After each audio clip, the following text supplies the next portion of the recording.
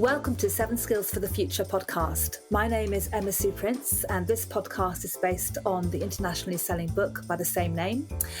This book focuses on 7 important skills. They are adaptability, critical thinking, empathy, integrity, being proactive, being optimistic, and being resilient. And this podcast is all about how you can bring these skills into your everyday life so that you are living a life full of happiness, full of purpose, great relationships, doing work that you love, and just really getting the most out of life.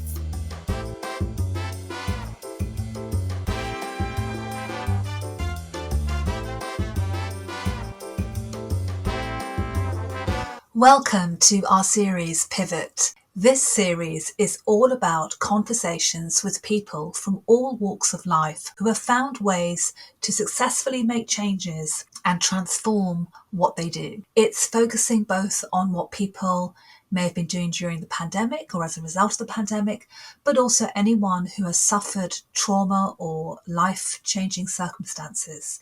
We can all learn vital lessons from these stories, and most of all, the kinds of skills that we can draw on to help us make changes in our own lives. Today, I'm talking to Liam Mayer. Liam is a videographer with the UK National Health Service, the NHS, and he tragically lost his dad to COVID in March 2020.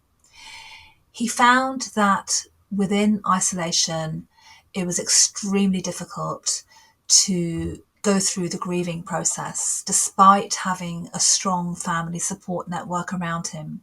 And he decided to help others and created a support group called Alone Together. And this was initially a Facebook support group where people could share their stories. And through this initiative, Liam also featured in Gareth Malone's Singing for Britain choir, which led him to create the Alone Together choir. He has a strong musical background, but he tells me that this is a story for another time. But anyway, with this choir, they recorded a song in memory of their lost ones. And throughout this time, Liam noticed that it was mainly women reaching out for support and becoming involved in the Facebook groups. So he founded the United Ride, which was aimed at men and raising awareness of men's mental health. And he talks about the journey he took from Land's End to John O'Groats in July 2021. Liam speaks about the nature of loss shaping your life and how he is honouring his dad by what he's been doing, not only helping himself with his own grieving process, but also having such an impact on so many people. He talks openly about anxiety and the importance of embracing this and being open about it.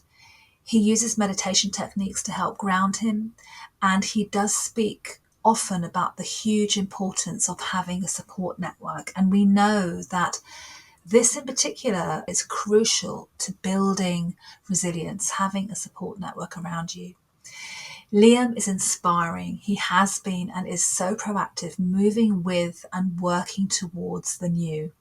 I know you will love this episode. And I am delighted to have Liam Mayer with us today. Thank you so much for coming along. Thank you for inviting me, Emma Sue. Where to start? Maybe just by telling our listeners a little bit more about you and about the work that you're doing. Well, my kind of journey, I guess, started March of last year. Lots of ups and downs, I would say. So it started off that my dad contracted COVID-19 and he battled it for a couple of weeks, but sadly passed away in hospital. I actually work for the NHS myself, so dad was in the hospital that I work in, but I'm not a frontline worker. I'm a videographer. But I felt my job, not being a frontline worker, wasn't as valuable as frontline workers. So I wanted to do something to help others with the skills that I've got.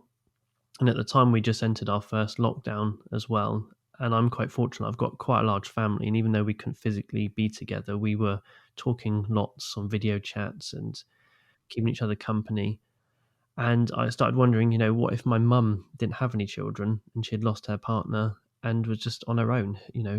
Who would that person turn to? So I developed a support network on Facebook to get people together who were grieving virtually. and it just snowballed. I started creating videos, telling my story and inviting people to the support network, just being really open about it all, really. And the news channels picked up on it, and I think we've got around 1,000 people in the group now from all around the world. That was the beginning of my journey, and yeah, I'm sure we'll talk about what's come off of that in the rest of the podcast. Just hearing how that all came about and the loss of your dad so early on, which was such a crazy, mad time. I mean, that, March, April 2020.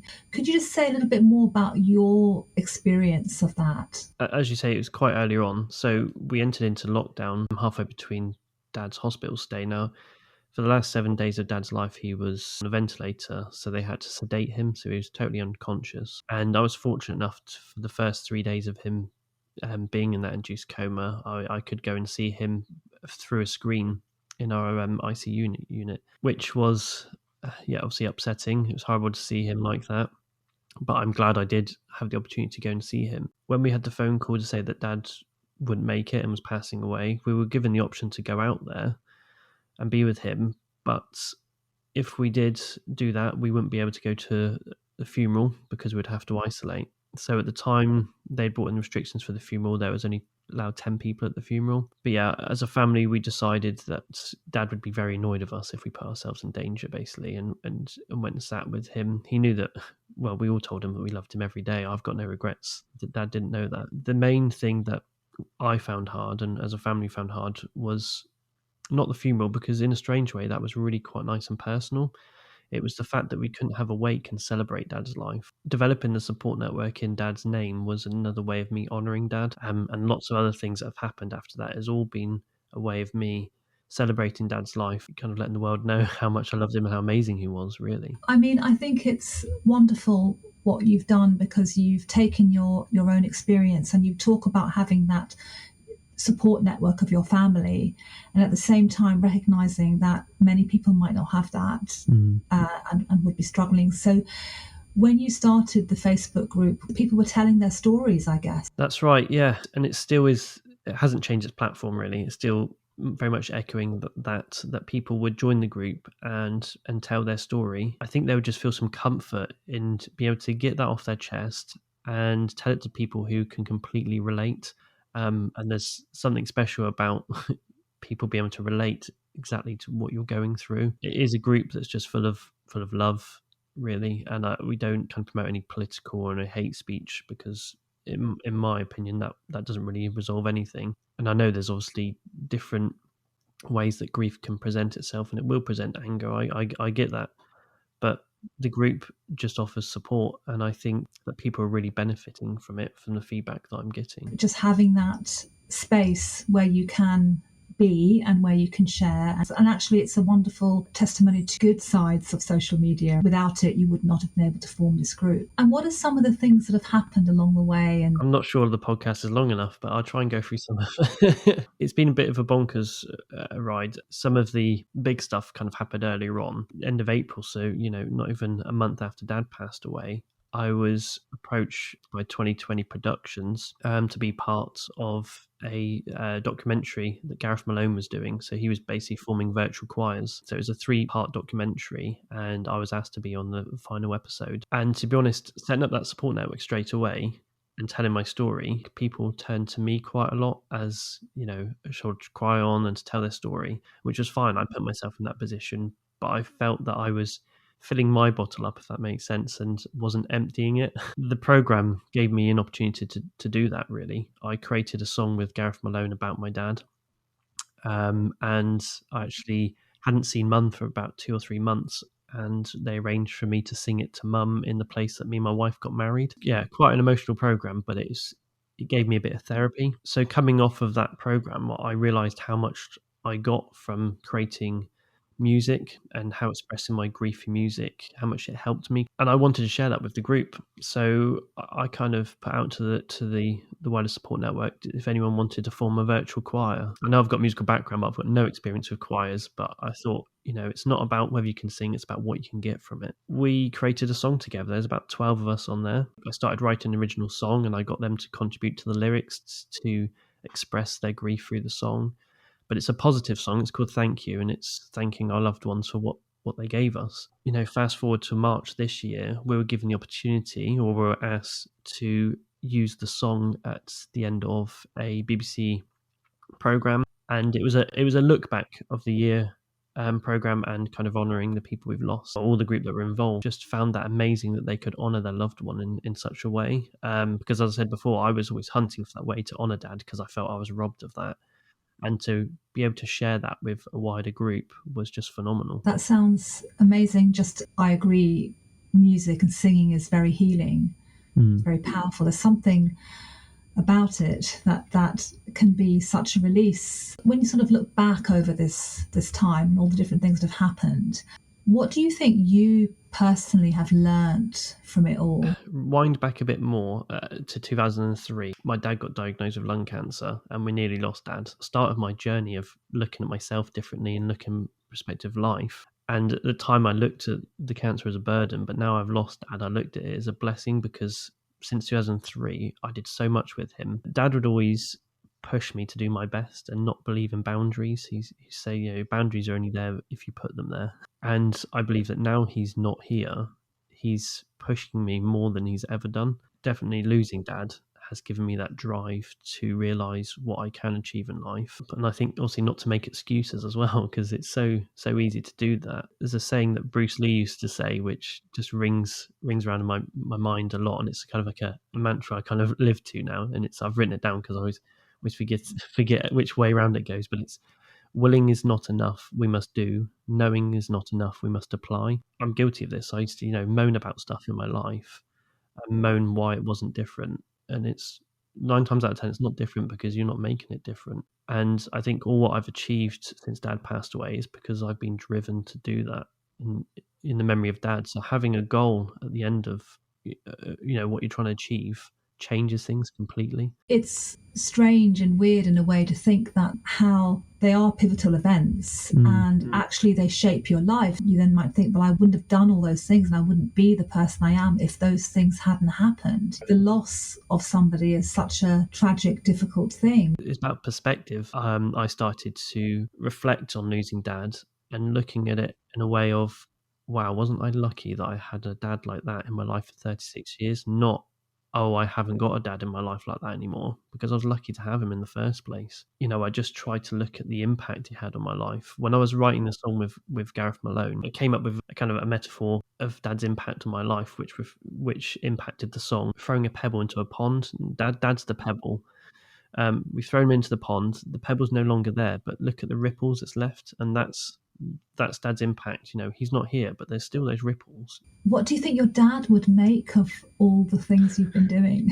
He would probably be rolling his eyes about the amount of pictures and videos there are of him on TV, to be honest, but secretly enjoying the attention. Tell us a little bit about your dad. Absolutely loved his family, and I found that more so after he's gone, by interacting with friends that I've never met of his, and how much he used to talk about us. DIY mad, but there's nothing he couldn't turn his hand to, which I'm cursing him at the moment because I'm doing a bit of DIY around the house, and usually he would be here to help, and I'm having to figure out stuff on my own. But actually, on hindsight, I've realised of how much I've learned off him. A little while ago, Mum said to me, did you realise that when Dad used to come and help you with stuff, he never actually helped you? He used to watch and actually supervise you and tell you what to do. I said, I hadn't actually picked up on that. So he was teaching me without me even knowing that he was teaching me. You talk about dad jokes, and he was the king of dad jokes.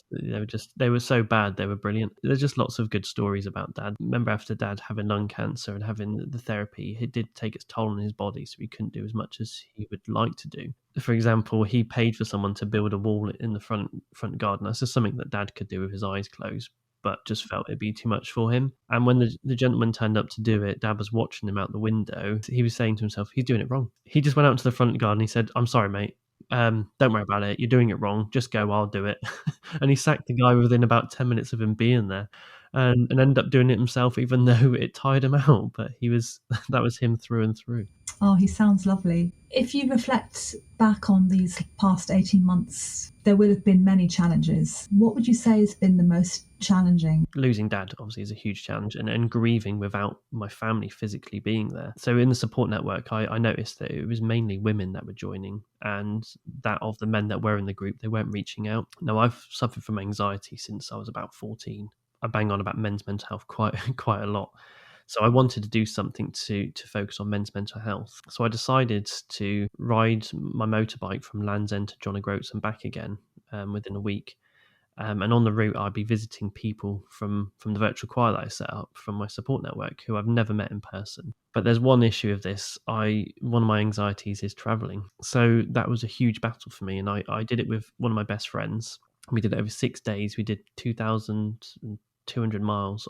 After the second day, I kind of focused on while I was doing it and kind of focused on dad. Obviously, dealing with COVID firsthand by losing someone and working in a hospital, it scares the life out of me. It scares the life out of me getting it. So to travel around the country while there's still a pandemic going on, not being in control of my environment, I found that extremely scary. But I just had to focus on the end goal, really.